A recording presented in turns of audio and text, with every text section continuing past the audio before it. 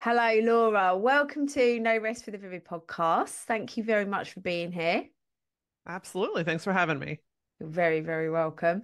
We're going to try and get through with the Wi-Fi. Those of you listening, you know that this is an issue because I've had to record a few podcasts.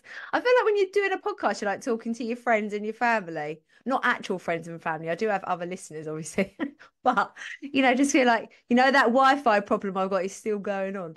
But I'd lovely to have you here, Laura. I'm really excited to get chatting to you because you've made some recent some big bold moves in your career. And I love this. I love to share those messy middle stories to give comfort to those listeners who are currently in there in the trenches and know that there is a way out. You can pass through it. So do you want to introduce yourself, tell the listeners a little bit about you and where you come from? Yeah, absolutely. So I am Laura Ora. I am a keynote speaker and a coach. But that is a recent title of mine. I've been an entrepreneur for 17 years. I spent the first 16 of those years building and growing a branding agency. So my background is in graphic design. I've been in branding for, over 2 decades. And gosh, I tell you, when I was working with these entrepreneurs to build their businesses and to brand their businesses, I just really loved the side conversations that I was having with the business owner. And it was rarely about the business itself. Sometimes it was, but it was more about the stuff that was happening in their head, right? The Mm, stuff that kept them up at night, the stuff that made them really excited that they didn't have anybody else that they could tell, the questions that they had. It's just such a specific mindset, right, in business ownership, and this is true for any type of category, but that's the particular one that I was in. mm, And I just found it so fascinating that we all were so similar in our mind, but we're isolating, right? hmm We were operating by ourselves. And so I decided I wanted to start interviewing people and bringing these stories to light to help mm. humanize the fact that we all have similar thoughts and feelings and worries and aspirations. And I wanted to create a space where other people felt like, I'm not the only one. hmm And as I did that, I just loved it so much that I wanted to do it more. So I figured out how to launch a podcast. hmm And now the Gutsy podcast is, 5.5 years old at this point. And last year I got to, a fork in the road, and it was like, okay, Laura, what do you want for this next chapter? I kept getting pulled towards the interview. I kept getting pulled towards speaking. I've been speaking for 10 years, and I'm like, I don't have time to do it all. And I don't want to do it all anymore. mm There was a season in my life where I could do that, mm. but no more. It's just too exhausting to continuously divide yourself. So I made the decision to sell the agency and go full time as a speaker and as a coach. And that's where we are today. And so how long has that been the full-time employ, like your full-time gig? Yeah, 9 months. I'm full time into it. Yeah, Brilliant. it's taken some adjustment, to be honest with you. When you're used to doing all the things all the time, going from 100 miles an hour to like 40, Mm, it is a bit of a mind fuck in its own, right? mm, Because my body has been conditioned to go and to hustle and to work and to build and to create and do all this stuff, and that's a natural part of who I am. It's how I work. But at the capacity that I was doing it, I don't need to do it anymore. I have the ability to focus now, which is I 10 out of 10 recommend. Being able to focus on something has given me so much more flexibility. I get so much more done in such a shorter period of time. So I've had to relearn, how to work with myself, how to structure my day, what I need to focus on. It's taken some time, and honestly, it's taken my body some time to heal and recover.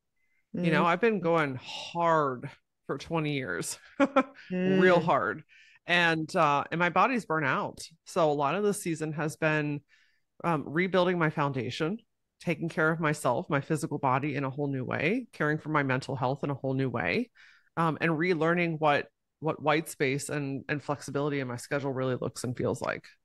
And how's that feeling to you, having this white space and freedom? And because I absolutely sympathize with that 100 miles an hour to slowing down and how your body actually feels getting used to that. But how does it feel emotionally? Like, has there been any shifts that you've had to sort of go through in order to go through it a little bit more comfortably?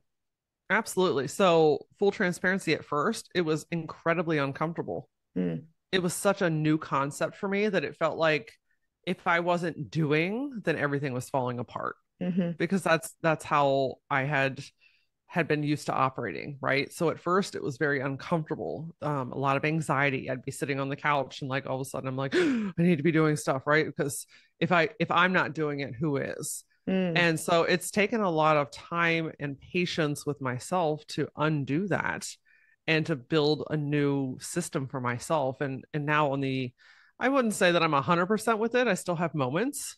And I think honestly, in a way, I probably always will, because it's been so deeply ingrained, right? mm, But it's about being better equipped to catch it and shift it when it pops up, instead of it, taking over and ruling your day. So on the other side of it, not being as controlled by it now, it's like, this is actually what I set out to feel like when I started my agency 16 years ago, mm, 17 years ago. You know what I mean? Like, this is actually the feeling that I was going for, which is freedom and flexibility and yeah, creativity, unlimited creativity, right? Being able to structure my day the way that I want to. And so I took the long way around, but it's really nice to be in the place where I'm actually feeling the way that I intended to when I started a business so many years ago.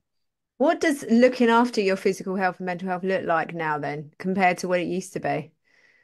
Yeah, I mean, it used to be put myself on the back burner and take care of everyone else first.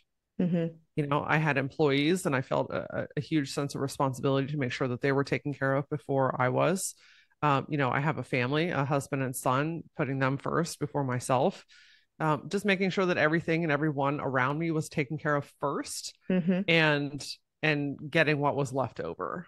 hmm And turns out, in case anyone listening hasn't experienced it yet, that doesn't go very far. No, no, not at It all. really doesn't. It's an old conditioning that we've been taught as a society, especially as women, Hmm that we need to continuously debunk until it's rarely a thing, right? Mm, Whereas now I have no shame prioritizing myself. mm, My gosh, Claire, I have one physical body.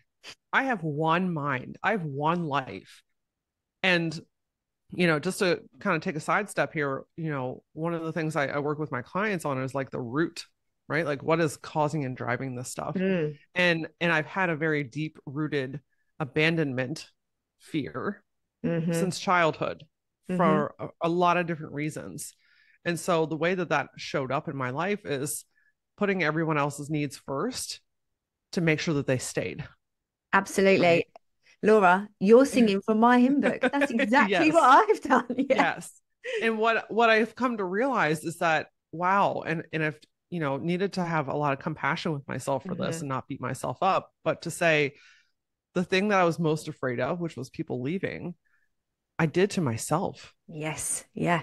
I abandoned myself. hmm And man, that's taken some inner child Because you're so work and used to some, it. yeah, absolutely. So I don't abandon myself anymore. I Mm, can't. Like, to do the things that I want to do in this life, I have to be well. mm, I have to, I know what I need to operate at my best, right? And that's getting outside at least once a day.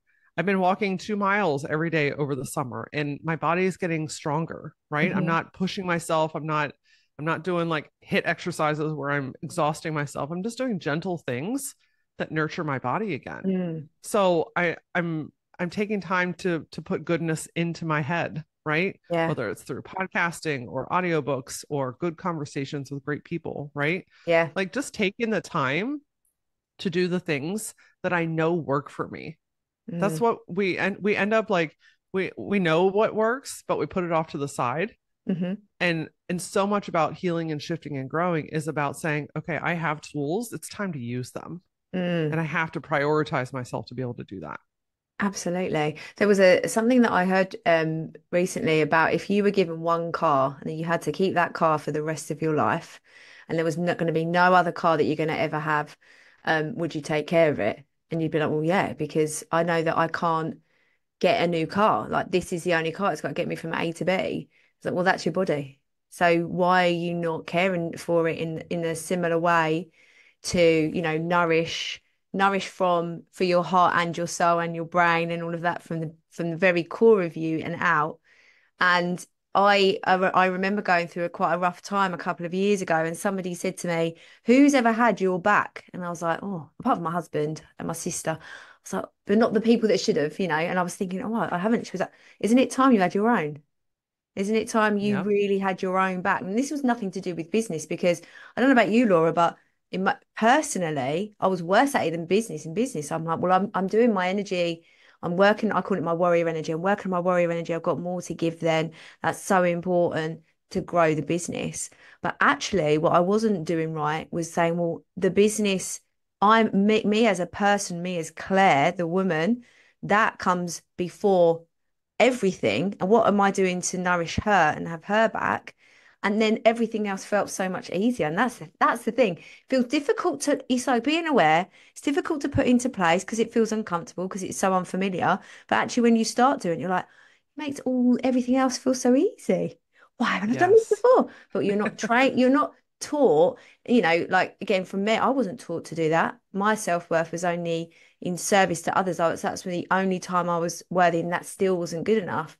So those things that you were just talking about, like, I've got to keep people near me because what if I'm on my own? What if I lose everybody and then I'm on my own? And that is proving what my critical voice, my doubt, is telling me all the time, that I'm not worth anything. So they're going to leave it, constant cycle. And then you're like you said, the one person that can't leave me is me. Let's nourish her. She's my best friend. Absolutely. Yeah, we're so trained to go outside of ourselves, to put ourselves on the back burner, to always be expending ourselves.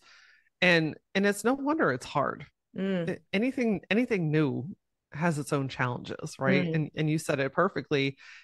It's not because it's wrong, it's because it's unfamiliar. Yeah. And it's why a lot of people don't make changes, is because that the discomfort that comes with that lack of familiarity, it can be really daunting, right? Or am I doing this right? It's not working. This is stupid, right? I mean, we could go down a rabbit hole with what we say about that stuff, but I like to look at that as it's a temporary discomfort, Hmm. right? It's temporary because it's setting you on a path to something better. Mm, Whereas not doing anything about it, it's perpetuating discomfort. It's mm. like walking in a hamster wheel every day and expecting to be off of it. Yeah. So think about, like, are you willing to go through temporary discomfort to free yourself, or do you want to stay in the same level of comfortable discomfort that you've been in for a long time? Yeah. There's people who just love, I just comfort in the drama. And I think I was for years. I was just in warrior mode, like victim mode, everything, I'd love a pity party. I was the queen of pity parties. And when I realized that that was keeping me stuck, oh my goodness, that was like one of the best things that's ever happened to me. It felt horrendous, felt Yeah. shit, because it was, well, I'm not going to dwell on and talk about all of this sad stuff. I'm just going to get on with it. Oh my God. Like, Yeah, there's this point where it's like you either get fed up, or you continue to deal with it. yeah, yeah, And yeah. that's what it boils down to, is like, what's your fed up point? How much Yeah. longer are you willing to accept this, right? Mm, Because listen, there's it's so much more complex, right? Like yeah. background stories and traumas and situations and habits, and I mean, there's a lot of different pieces. But at the end of the day, once you start becoming aware of these things, they become a choice. Hmm. And Yeah. so you are choosing every day to continue going down that same path that you so desperately want to get away from, or you choose to lean in, do something that is temporarily discomforting, and free yourself on the other side of it. So once you become aware, that's the key to Oh, making any yeah. kind of change. But once you become aware, it's a choice. Absolutely. Yeah. Choose your discomfort. So, Laura, get all of these keynote speaker stuff. I really want to learn more about this, because have you got like, and this is just really for my own benefit, do you have like one thing you always talk about, or do you have like a pick and mix, like a range of topics that suit different people, or is there something that you love to talk about? So you normally pitch for those sort of things. How does it all come about? Yeah. So, this has been part of my year of figuring my shit out Hmm. because I'm like, there's so many things that I can talk about. And I've learned, like, again, let it be easy, Hmm. simplify it, and give it time to grow. Right. And so Mm. my keynote is called Gutsy Moves. And so Love it's it. all about really helping people to get really clear on what they want, decide that they're going to do it, and take action towards it. Because Mm. there's this really interesting space between wanting something and having it. Mm. And it's in between that space where the mind junk comes in, right? The Hmm. overthinking, the worrying, the how am I going to, everyone else is better than me. I mean, insert your story in there, right? And what happens is that mind junk pushes those two pieces away. It pushes the want and the have. It creates a valley between them. Mm. Whereas when you make a gutsy move, which is leaning in, trying something, asking for help, researching things, taking one messy step forward, you start to bring those two pieces together and eventually they overlap. Mm. Eventually you stop talking about what you want and you start having it. But Mm. it requires making a gutsy move to be able to do that. So that's my primary keynote. But then there's some spin-offs, some of the things that I talk about that, and we can break it down into different pieces, whether they're smaller talks or workshops, like outsmarting your thoughts, learning how to shift your thoughts in the moment. That's a big one. Mm. And then there's just other pieces that come into it, like people pleasing and getting clear on what you want is always a popular one because listen, I can't tell you how many times I've said to people, what do you actually want? Mm. And it's blank stare. I have no Mm. idea. Nobody's ever asked me that before. I've never sat and thought about it. I don't even know where to begin. So that's always a really great talk to help people kind of work through that. Mm. Is there like a question that you ask, like that seems to bring a lot more clarity to people when they're lost on what they want? Yes. So this is a fun exercise. I invite you all to do this with me. So the primary reason that we're not clear on what we want is one, not allowing yourself to go there, Mm. right? But two, and honestly, the heavier lifting of this is how it's going to affect other people. Oh yeah. Oh, I like that because that So is well spicy. That is when you get dig into that, it isn't is spicy. So the it? exercise I like to walk people through is, let's say we take everything and everyone in your world and we just sit them off to the side for a second, right? Your roles, your responsibilities, the people you love, the people in your world, your to-do list, all that stuff. We're not getting rid of anything. We're just shifting it off to the side for a second. So you're just kind of in a clear space on your own. You have all the knowledge that you need, you have all the tools, everything that you need is in front of you. Knowing that your decision doesn't affect anything or anyone, what would you do differently today? You And the are. first thing that Oh, comes I to was your going to mind, say I was going to answer you then because you just went. I yeah, felt like you just borrowed, like burrowed into my soul. Then and I was like, yeah, why haven't I finished that bloody book that I'm writing? This is what I the say. book. The Is book. that what come is that the first thing that came up for you? Yeah. Yeah. Yeah. Mm. So that's the thing. That's the clarity, Mm. right? What we're doing is just moving all of the obstacles that our brain wants to make true. And it clouds you, it stops you, it puts a barrier in front of figuring out what that thing is. So Mm. for you, the book came up. For someone else, it might be changing a job. For someone else, it might be leaving a marriage. For someone else, it might be, moving. Mm. For someone else, it might be, getting healthier, right? It Yeah. doesn't matter what it is. Whatever came up for you first is exactly what you need to hear in this moment. Mm-hmm. And so sitting in with that and breathing into that and saying like, okay, now I have a little bit more clarity. What's one thing that I can do towards that? Mm. It's not about flipping the table over. It's not about looking back over at all that stuff we set off to the side and saying like, well, screw everybody. Like I got to go do this thing. It's like, okay, I realize that there are responsibilities and things that I need to do, and I need to manage my time differently. But this is important to me. And if I really want to start feeling fulfilled, I need to start making time for this. Mm-hmm. And the right people in my world will be loving and supportive about that. And it's Mm-hmm. okay. Yeah. So the second piece of that is sometimes it's still hard for people to find like the thing that they want. So if you're still having trouble with that, I would encourage you to say, what is the feeling that Mm. you want? Sometimes that can be a little bit more open. What we're looking for here is direction. Because when you don't have clarity, you're just like spinning all around, doing a bunch of shit and not getting anywhere and then feeling resentful about it. Right. Mm. But Yeah, when yeah, you have yeah. direction, it's like, okay, I might not know the big picture. I may not know everything, but I at least have a North Star and I'm headed that way. Mm. So the feeling that you might want is maybe more freedom, Mm. more time, more love, more abundance, insert whatever that is. And you can start making decisions that then support that want instead of going against it. So Mm.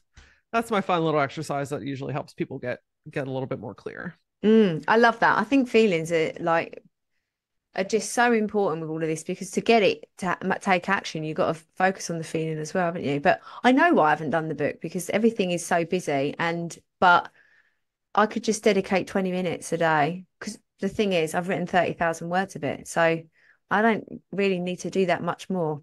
But I want to prioritize it. And I say this as well. a hot minute into the book there, my friend. Absolutely, yeah. And I turned 40 in just over 3 months, and that's my deadline. And I did this big thing on Instagram and I did a reel and I was like, I'm taking you with me in writing my book. And I thought, oh, that's going to hold me accountable. And I just done the introduction, I think. And then I was like, every day I'm going to edit and print it out. And I haven't because then I started a project and it got, I can't complain because because the business is booming, it's brilliant. But zone of genius, I'm going to help more people if I write that book and get into that zone every day. Because when I do it, oh my God, it's like the best feeling. It's the most amazing feeling when I do it. But I feel like that probably going back to self-worth and stuff because it's a treat. It's a treat to do it. Why can't I start my day with a treat of something that fulfills me? There you go. I've worked it. There we Yes, go. Starting there today. it is. When is your birthday? December 18th. Are you shitting me right now? Is that your birthday? My four my 40th birthday is this December 18th. Birthday's Brad Pitt Sagittarians unite. and Christina Aguilera and Steven Spielberg. Tell me, what human design are you? Do you know? I'm a projector. So, Yep. I mean, listen, you can't make this shit up. Listen, there's something about that milestone of 40. yeah, I sense that you might be experiencing this as well, where it's like enough is enough, yeah. right? Like it's time to fucking live, right? Enough is enough. Yeah, We've done all the figuring out, we've done all the hard lessons, and it's not to say that the future isn't going to have an obstacle or two, but like I don't know, the first 40 years is so just figuring out who you are and what works and what doesn't, and coming into your own and finding your personality. I don't know, there's something about 40 I thought I would be weirded out about, and every once in a while I get a little hint of it, to be honest. But it's mostly like, yeah, it's time yeah, to fucking live. Let's do yes, this shit. yeah. I'm exactly the same. It's a non-negotiable now. Yeah, I am milking the shit out of it as well. I've got so much planned.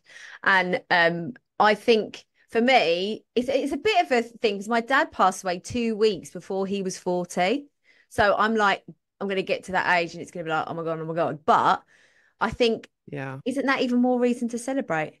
Because I'm gonna be 40 absolutely. and I'm not even halfway through my life. Like I've got this thing where I'm like, I'm gonna live till I'm 114 and I'm still gonna be walking and like I'm I'm not even halfway through.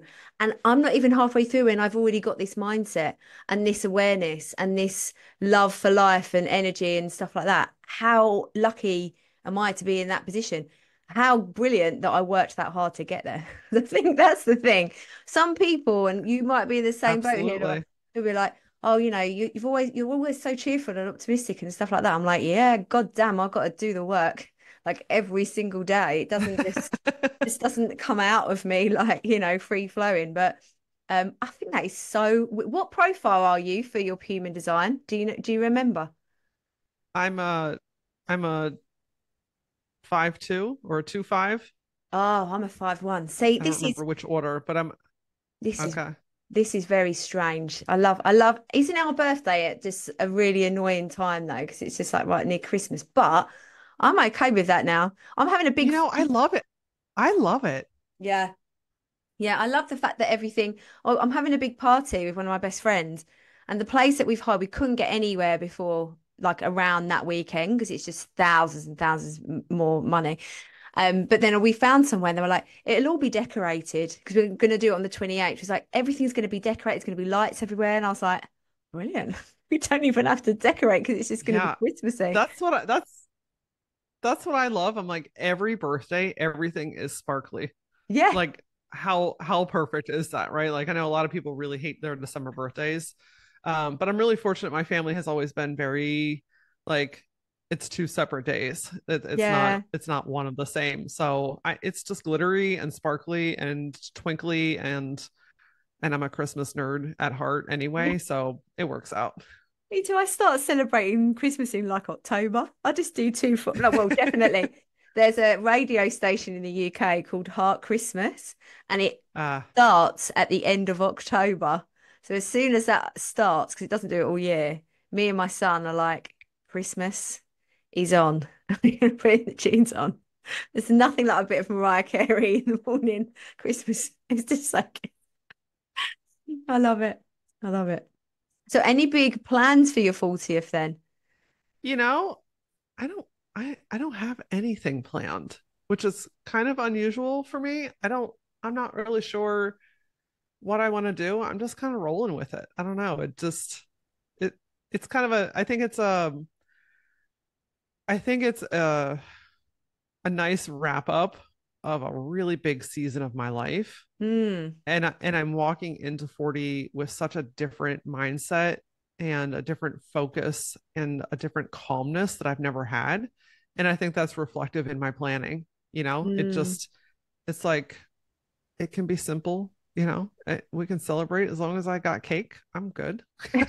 you know Brilliant. I imagine we'll end up doing something wonderful and beautiful, but at this moment I'm like, I don't feel rushed or pressured to make something of it. It will be exactly what it's supposed to be. I love that. I have not done that. I've planned That's that. okay. Everyone has the right to celebrate and do their thing their own way, and that's Yeah. everything. I don't know, but my husband is so like if you listen to this, Dan, I'm really sorry, but he is shit at planning anything. And he had like my sister has to like nudge him with a full elbow in the face to get him to like, Claire might like this for like Mother's Day or whatever. So I thought I can't rely on him because I'm just gonna plan it. And then there's like one weekend where he can plan something if he gets a big enough nudge. But I'm going to Thailand in October. I'm hiring a hot tub for like the 2 weeks. So we're gonna have hot tub on like Christmas Day, Boxing Day. And I just think, God, if it snows and we're in the hot tub, it's just gonna be amazing. Might as well be in Iceland. That's what I'm thinking, but it's probably not gonna be the same.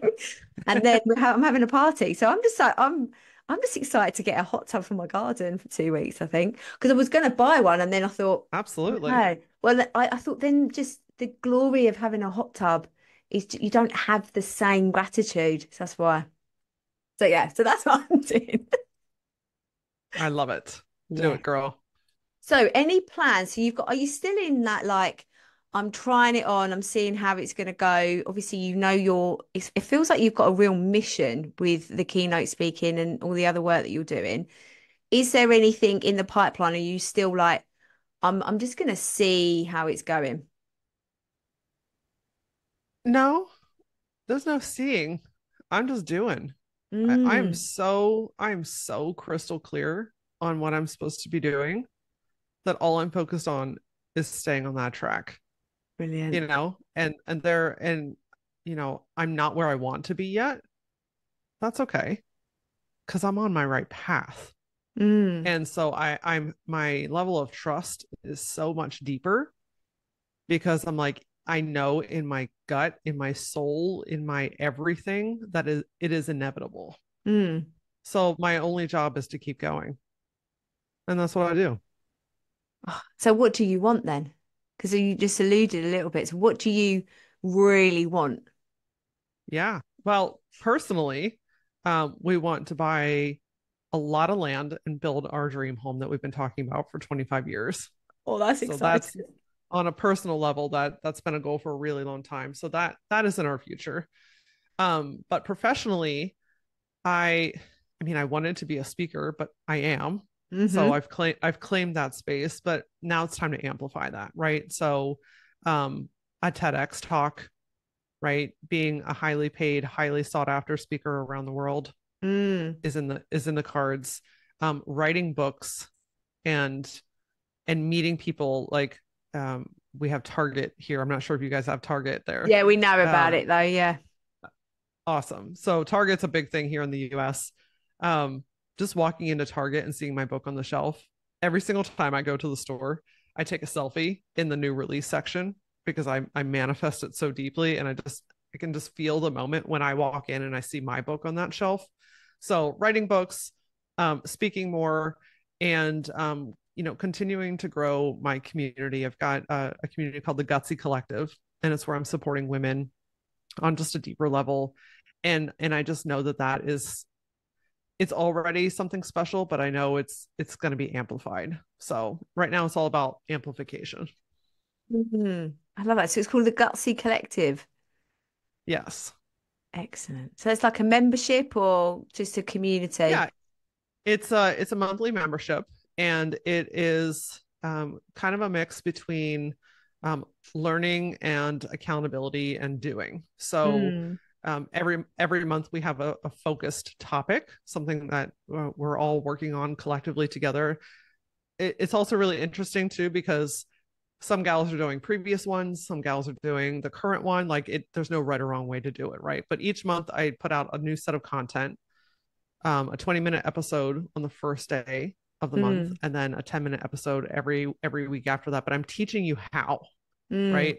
Teaching you. So, for instance, one of the most popular topics is on inner child healing, and so this is stuff that we need to know, but have never been taught, Mm. and also haven't been in a space where we feel safe enough to be vulnerable to work through Mm-hmm. our shit. Mm. So I'm teaching you how, and then once a month we get on a live and we do live, like live coaching sessions.